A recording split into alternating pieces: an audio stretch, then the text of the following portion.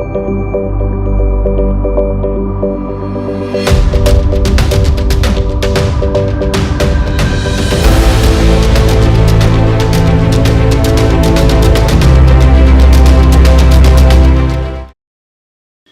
Viewers, Afsha Khan मैं आपका स्वागत करती हूँ फेस न्यूज़ में। आइए आज आपको मिलवाते हैं एक ऐसी हस्ती से जो किसी नाम या शोहरत की मोहताज नहीं है, जिन्होंने अपने दम पर अभिनय की दुनिया में 30 साल अपने दिए हैं। इस अभिनय की दुनिया में उन 30 सालों में अपने कार्यकाल में किस तरह से काम किया है, बात कर रही हूँ मैं कुलदीप सरीन की। जी हाँ, आज हम मिलवाते हैं हमारे खास मेहमान कुलदीप सरीन जी से। कुलदीप जी, फेस न्यूज़ में हम आपका स्वागत करते हैं। Thank you. कुलदीप जी, हमारे व्यूवर्स आपसे जानना चाहते हैं, आपके कार्यकाल के लिए आपने इंडस्ट्री को, अभिनय की दुनिया को 30 साल दिए। इन 30 सालों में आपने आपके अभिनय की दुनिया में क्या क्या किया, किस चीज़ से इंस्पायर्ड हुए? 30 सालों को आपका सवाल है, मतलब डिफ़ाइन करने की बात हो रही है। जी। तो मैं आपको बताना चाहता हूँ कि इन 30 सालों के दौरान मैंने तकरीबन 19 साल तक दिल्ली में रहकर थिएटर किया है। जी। और पिछले 12-13 साल से मैं बॉम्बे फिल्म इंडस्ट्री में हूँ। इसमें काफ़ी सालों तक थिएटर करते रहे और अब सिनेमा जगत में काम कर रहे हैं। जी। कुलदीप जी, बड़ा अच्छा सा सवाल आपने मुझे दिया है कि आपने सिनेमा जगत में कदम रखा। उसका कोई रीज़न, कोई कारण, किसी चीज़ से प्रेरित होकर आपने रंगमंच की दुनिया को छोड़कर सिनेमा जगत में कदम रखा बीते 14 साल से? यही इसी तरीके का प्रश्न अभी लास्ट इंटरव्यू में भी किसी ने किया था। जी। तो मैं आपको बताना चाहता हूँ कि थिएटर बहुत खूबसूरत चीज़ है। जी। और शायद इनफैक्ट मैं भी थिएटर नहीं छोड़ना चाहता था। जी। आज वो चाहे नसीरुद्दीन शाह हों या अनुपम खेर साहब हों या इंडस्ट्री के जितने भी थिएटर एक्टर हैं जो थिएटर करके बॉम्बे इंडस्ट्री में पहुँचे। एक्चुअली हमारे पूरे इस थिएटर सेटअप के अंदर कुछ सरकार ने कुछ इस तरह की व्यवस्था नहीं की है कि जो थिएटर करना चाहते हैं वो थिएटर ही करता रहे। अल्टीमेटली आता है सवाल सर्वाइवल का। थिएटर में आज भी स्थिति बहुत बुरी है। आप अपनी फैमिली को लेकर नहीं चल सकते, सर्वाइवल नहीं कर सकते। अल्टीमेटली हमें end of the day Bombay film industry की तरफ ही देखना पड़ता है, क्योंकि वहाँ पर नेम है, फेम है और प्लस पैसा है, तीनों चीज़ें। नेम फेम एक बार आदमी छोड़ सकता है, लेकिन इम्पॉर्टेंट बात है कि पैसा अगर मिल जाए तो शायद बहुत सारे एक्टर शायद जाना भी ना चाहें। बस वही एक चीज़ है जिसने मुझे बॉम्बे की तरफ खींचा। लेकिन मेरे साथ सवाल ये था कि मैं नेम और फेम वो भी चाहता था, इसलिए मैं दिल्ली रंगमंच छोड़कर बॉम्बे की तरफ गया। आपके शुरुआती दौर से लेकर अगर हम बात करते हैं अभी तक के लिए, तो कितना सरवाइव करना पड़ा आपको इस इंडस्ट्री में आने के लिए? हम रंगमंच की दुनिया से लेकर बात करते हैं और आपके अभिनय की दुनिया तक आने तक आपने काफ़ी फिल्मों में भी वर्क किया है, काम किया है। आपके सहयोगी कलाकार शायद नसीरुद्दीन शाह भी रहे हैं और बहुत अच्छी अच्छी फिल्मों में आपने काम किया है और बहुत अच्छा आपका अभिनय जाना जाता है, लोगों ने बहुत आपकी फिल्मों को सराहा है। तो उसके लिए आपका क्या कहना है, आपने किस तरह से सर्वाइव किया इन फिल्मों में आने के लिए? सर्वाइवल जैसा मतलब ये प्रश्न ही थोड़ा अजीब सा है, लेकिन मैं उसको उस तरीके से लेता हूँ। स्ट्रगल कह लो आप इस बात को, क्योंकि जब आप यहाँ से जब बॉम्बे इंडस्ट्री में जब जाते हैं तो बॉम्बे इंडस्ट्री वो अपने आप में एक अलग इंडस्ट्री है। दिल्ली रंगमंच पे आपने काम किया, दिल्ली थिएटर में यहाँ की ऑडियंस है, पैट ऑडियंस है, वो आपको जानती है कि यार आपने बहुत काम किया। लेकिन बॉम्बे इंडस्ट्री में यश चोपड़ा को नहीं मालूम कुलदीप सरीन यहाँ क्या काम कर रहे हैं, या करण जौहर को नहीं मालूम, क्योंकि वो सिनेमा जगत के लोग हैं। अब जब सिनेमा जगत के लोगों को पता नहीं है तो यहाँ से जाने वाला हर एक्टर हो, एक्ट्रेसेस हो, उसको ज़ीरो से ही स्टार्ट करना पड़ता है।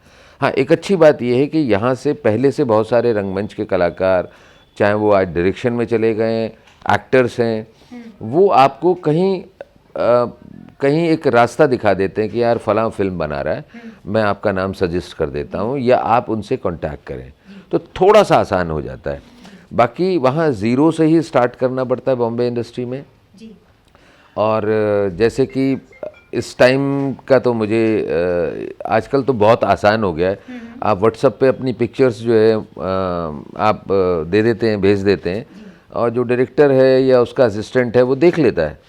लेकिन हमने दरवाजे दरवाजे सारे प्रोडक्शन हाउसेस में जाके अपनी तस्वीरें बांटी हैं, फोटोग्राफ्स बांटे हैं, उनके आगे हाथ जोड़े हैं, उनसे दरख्वास्त की है कि आप हमारी बात सुने। हम दिल्ली थिएटर से हैं, हम राष्ट्रीय नाट्य विद्यालय NSD के एक्टर हैं, जिनका कई बार तो हमने रेफरेंस भी दिया है कुछ बहुत सारे महान एक्टर्स का, नसीर भाई का, ओमपुरी जी का, सबका एग्जाम्पल भी दिया है।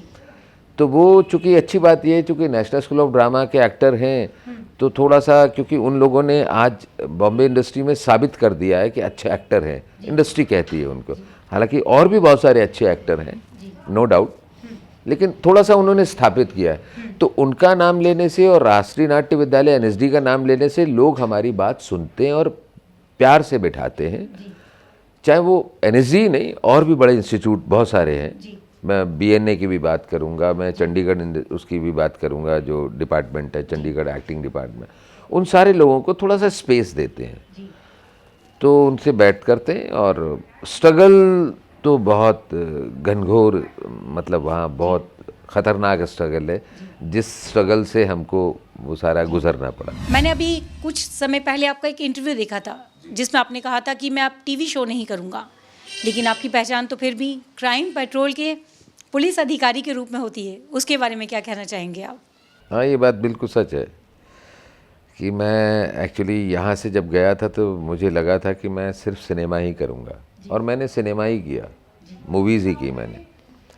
काफ़ी बचता रहा टेलीविज़न से कि नहीं करूँगा नहीं करूँगा, और फिर अल्टीमेटली मूवीज़, फिल्में आसानी से मिलती नहीं हैं, और फिर आपको एक छोटा सा रोल मिलता है और फिर आप बिल्कुल एंड तक पहुंचते हैं। एंड ऑफ द डे पता लगता है कि वो हाथ से निकल गई, फला आदमी ने कर लिया। और एक सीन 2 सीन से ही शुरुआत होती है बॉम्बे इंडस्ट्री में, कोई मेन लीड मुझे दे नहीं देगा।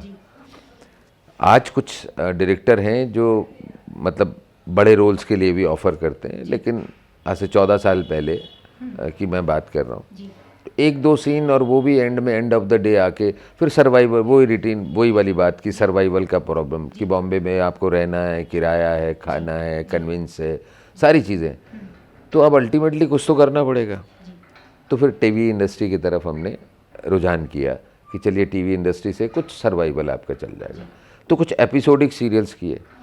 उसी एपिसोडिक सीरियल, क्योंकि रनिंग सीरियल मैं नहीं करना चाहता था, क्योंकि रनिंग सीरियल में ये होता है कि आपको 25 दिन का अगर काम मिल गया तो वो 30 दिन का आपसे साथ एग्रीमेंट करेंगे कि आप इस सीरियल में हो। चूँकि मेरी फैमिली आज भी दिल्ली में है, तो मुझे उनको भी टाइम देना है। तो मेरे बच्चे छोटे छोटे थे, वो दिल्ली में ही सेटल थे, मैं बॉम्बे में था। तो मुझे लगा कि नहीं, बच्चों के साथ अन्याय होगा कि मुझे कोई भी रनिंग सीरियल नहीं करना है। नहीं तो अब तक तो मैं पता नहीं कितने सीरियल कर चुका होता। तो मैंने कहा एपिसोडिक सीरियल करते हैं, जो 3 दिन में इनकी शूटिंग ख़त्म हो जाती है, 3 से 4 दिन में एपिसोडिक कहानियाँ आती हैं। तो क्राइम पेट्रोल उसी में से एक था। तो क्राइम पेट्रोल के इंस्पेक्टर के लिए जब उन्होंने ऑफ़र किया तो मैंने कहा ठीक है, करते हैं। तो वो क्राइम पेट्रोल का ऐसा इंस्पेक्टर मैंने कर दिया, उनको बहुत पसंद आ गया। फिर वो बार बार मुझे रिपीट करते चले गए। उससे मुझे इंडिया में ही नहीं, इंडिया के बाहर भी बहुत लोग, मैं अपनी बहुत सारी मूवीज़ की शूटिंग करने के लिए बाहर गया, केप टाउन गया, पोलैंड गया, वहाँ पर भी काफ़ी सारे व्यूअर्स मिले मुझे, मेरे चाहने वाले, जो मुझे क्राइम पेट्रोल के नाम से ही जान रहे थे। हिंदुस्तान में तो जानते हैं। तो वो इतना हिट सीरियल था, इतना बढ़िया शो है वो, तो मेरी एक पहचान बनती चली गई। और फिर मजबूरी में फिर वो कंटिन्यू रहा। फिर उसकी देखा देखी, अब चूँकि क्राइम पेट्रोल इतना हिट सीरियल था तो हमारी इंडस्ट्री के बहुत सारे डायरेक्टर भी देखते थे उसको, कास्टिंग डायरेक्टर भी देखते थे, मतलब पूरी इंडस्ट्री देख रही है उस शो को। तो अब चूँकि कास्टिंग डायरेक्टर, उन्होंने कहा यार बहुत बढ़िया करते हैं यार, कुलदीप जी बहुत बढ़िया करते हैं क्राइम पेट्रोल में, हाँ यार वो उस एक्टर को ले लो यार, वो बढ़िया है। तो मूवीज़ के लिए भी मुझे इंस्पेक्टर की भूमिका ही मिलने लगी कि आप इंस्पेक्टर कर लो। फिर एंड ऑफ द डे आके मुझे लगने लगा कि आप यहाँ भी इंस्पेक्टर कर रहे हो, आप वहाँ भी इंस्पेक्टर कर रहे हो।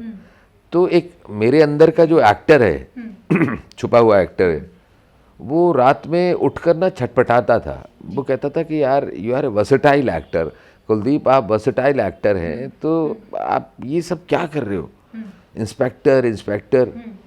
फिर एंड ऑफ द डे आके मैंने क्राइम पेट्रोल जो ऑप्टिमिस्टिक जो बना रहा था उनको रिक्वेस्ट की, सर मैं अब क्राइम पेट्रोल आगे से नहीं करूँगा।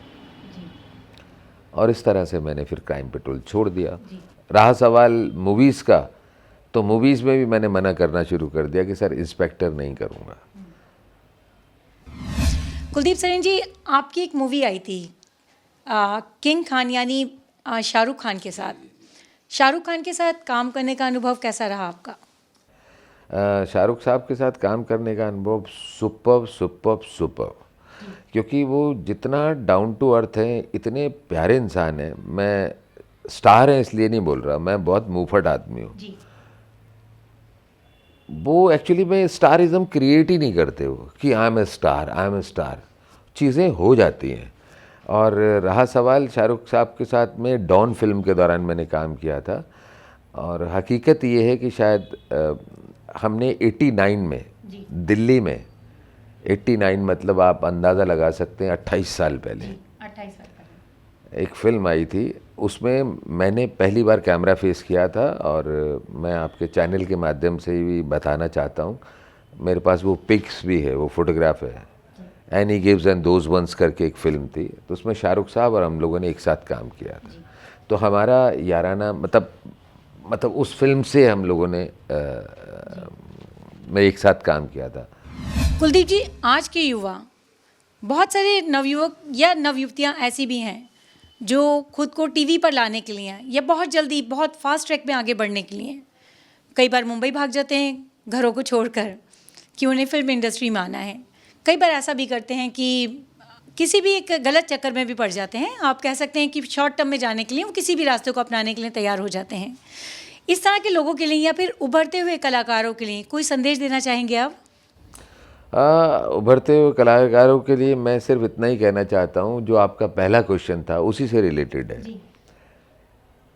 जो ऐसे ही मुंह उठा के सीधे बॉम्बे आ जाते हैं कि नहीं यार ग्लैमर की दुनिया में जाएंगे, वहाँ नेम है, फेम है, पैसा है, बहुत पैसा है, हम तो इनबिल्ट एक्टर ही हैं, या मैं एक्ट्रेसेस ही हूँ, या मैंने मॉडलिंग की है, आई कैन मैं कर सकती हूँ या कर सकता हूँ। तो ऐसे लोगों को अल्टीमेटली वहाँ से वापस ही लौटना पड़ता है, पैसे उनके ख़त्म हो जाते हैं। मेरे पास में ऐसे बहुत सारे एग्जाम्पल हैं, मैं दूंगा नहीं। मैंने बहुत सारे लोगों को वहाँ से, मतलब मैं भेजने वाला कुछ नहीं हूँ, लेकिन मैंने उनको इतना बताया कि आप बॉम्बे में आइए, आपका बॉम्बे में स्वागत है, लेकिन जो काम आप करने चाहते हो या करने आए हो, क्या वो काम आपको आता है? आज हम दर्जी की सिलाई, अगर सिलाई का कोई काम कर रहा है, उसकी प्रॉपर ट्रेनिंग होती है, डॉक्टर की भी ट्रेनिंग होती है, इंजीनियरिंग की ट्रेनिंग होती है। पेरेंट्स हैं, उनको इतनी बात समझ में नहीं आता, उनको लगता है कि नहीं यार हम एक्टिंग कर सकते हैं, और वो आ जाते हैं। और लास्ट में कोई चाय पीता मुझे चाय बेचता हुआ नज़र आता है वहाँ पर, कोई कुछ और करता हुआ नज़र आ रहा है, कोई गोलगप्पे की मतलब ठेली लगा कर बैठा है, यार हम भी आए थे, या कुछ लौट जाते हैं, या कुछ लोग उनको लौटा देते हैं। मैं नए लोगों को यही कहना चाहता हूँ, आज के आने वाले उभरते हुए कलाकारों से, आप आइए, आपका बॉम्बे में स्वागत है, कोई रोकने वाला नहीं है, बट आप एक्टिंग की ट्रेनिंग तो लेकर आइए। आप एक्टिंग किस बला का नाम है? लोगों के दिमाग में ये सबसे फजूल का घुसा हुआ है कि एक्टिंग तो हम कर सकते हैं, एक्टिंग, जबकि एक्टिंग इतनी आसान है नहीं। हमारे को भी डर लगता है जब हम कैमरे के सामने जब जाते हैं। अमिताभ साहब भी एक बात बोलते हैं कि जब कैमरे के सामने जाते हैं तो हमारी हालत ख़राब हो जाती है, क्योंकि हमें सिर्फ 2 एक्टर ही नहीं दिखाई दे रहे जिनसे हमारी बातचीत हो रही है, कम से कम 100, 200, 250 लोगों के सामने क्राउड है, आंखों के सामने, पीछे फ़ोन कॉल्स भी आ रहे हैं, हालांकि साइलेंट किए जाते हैं। तो उससे डिस्ट्रैक्शन है ये सारी की सारी। मेकअप वाला आएगा आपके पास में, आपकी शर्ट ठीक नहीं है, वो शर्ट ठीक करने आ रहा है, कोई बाल ठीक करने आ रहा है, इतना सारा डिस्ट्रैक्शन है। उसके बाद में आपको लाइनें याद करनी है, उसके बाद कट टू कट मार्क पे आना है। डायरेक्टर ने बोल दिया 2 कदम देखने आगे आने के बाद ये मार्क है आपका, ये टेप लगा दी। अब ये सारी टेक्निकल चीज़ों को देखते हुए, लाइनें याद करते हुए, और इतने सारे जो क्राउड खड़ा हुआ है आपको, उन सब का ध्यान रखते हुए, क्या आप कर पाएंगे, कॉन्सेंट्रेट कर पाएंगे इन लाइनों को लेके? आप बोल पाएंगे जो करेक्टर आप प्ले करने जा रहे हैं? बहुत मुश्किल है, बहुत मुश्किल है। और जब सामने वाला एक्टर जिनको आप देख देख कर बड़े हुए, वो सामने खड़ा हुआ है आपके, तो आपके पसीने तो वैसे ही छूट जाते हैं। बहुत मुश्किल होता है। लेकिन गलतफहमी में लोग चले जाते हैं, अल्टीमेटली उनको आना पड़ता है। तो मैं सब नए लोगों को कहना चाहता हूँ कि प्लीज़ प्लीज़ प्लीज़ आप जाइए, थिएटर करके जाइए, थिएटर करिए, आप एक्टिंग कोर्स करिए, सीखिए कि सिनेमा होता क्या है, सिनेमा की एक्टिंग क्या है। कम से कम आप थिएटर करिए। आप अगर एक्टर बनना चाहते हो, आपके अंदर का एक्टर सेटिस्फाई होगा, चाहे आप 35 साल के हैं या 40 साल के हैं या आप छोटे 20-22 साल के लड़के हैं, आपके अंदर का एक्टर तो सेटिस्फाई होगा ना। तो आप थिएटर में करिए उसको। फिर ग्रेजुअली जब आप थिएटर करते रहेंगे तो उसके बाद में मन करे, अपॉर्चुनिटी मिले तो आप बॉम्बे जाइए। फिर सामने वाला आपके कॉन्फिडेंस को देख के आपको किसी न किसी रोल के लिए कास्ट करेगा और आप उसमें काम करेंगे और आपका नाम, नेम फेम, पैसा सभी मिलेगा। सो प्लीज़ प्लीज़ इस माध्यम से मैं आने वाले दर्शकों को कहना चाहता हूँ कि बिना थिएटर किए हुए, बिना एक्टिंग को समझे जाने, आप बॉम्बे की तरफ रुख मत करिए। कुलदीप जी, आपने आपकी बहुत फिल्मों के लिए हमें बताया, सारी फिल्मों के अनुभवों को देखते हुए आपको किस तरह के रोल करना ज़्यादा अच्छा लगता है फिल्मों में? I am very close to negative role, I am very close to, क्योंकि मुझे लगता है कि अभी तक मैं किसी भी 1-2 मूवीज़ को अगर छोड़ दिया जाए मेरी, तो मैं नेगेटिव रोल मुझे दिए ही नहीं गए। क्राइम पेट्रोल से एक पॉजिटिव एक इमेज बन गई, या और जितनी भी मेरी फिल्म्स हैं उसमें इंस्पेक्टर है, किसी में पॉलिटिशियन है, किसी में कुछ है, बट सॉफ्ट मिले। मतलब I am very close to negative. मेरी बॉडी लैंग्वेज से, मेरी वॉइस से, मतलब ये सारी चीज़ें, मतलब मुझे ऑफ़र अभी हुआ नहीं। अगर मुझे लगता है कि अगर इस तरह का रोल अगर मुझे ऑफ़र होता है तो शायद मज़ा आ जाएगा। इन फ्यूचर आप पॉजिटिव कोई भी एक रोल करना चाहते हैं? जी, नेगेटिव रोल। नेगेटिव रोल करना चाहते हैं? Negative role. कुलदीप जी, आपने फेस न्यूज़ में अपना इतनी कीमती समय दिया, उसके लिए आपका बहुत बहुत धन्यवाद। आपने अपने अनुभव हमारे साथ शेयर किए, उसके लिए फेस न्यूज़ आपका एक बार फिर से शुक्रिया अदा करता है। आपका हमारे स्टूडियो में आने के लिए बहुत बहुत शुक्रिया। Thank you. Thank you. तो दर्शकों, ये थे कुलदीप सरीन, जिन्होंने अपना कार्यकाल में 30 साल के कार्यकाल में, अपने फिल्म इंडस्ट्री के कार्यकाल में, अपने रंगमंच के कार्यकाल में जो भी कार्य किया वो हमारे साथ साझा किए। उसी के साथ मैं आफशा खान आपसे विदा लेती हूँ। नमस्कार।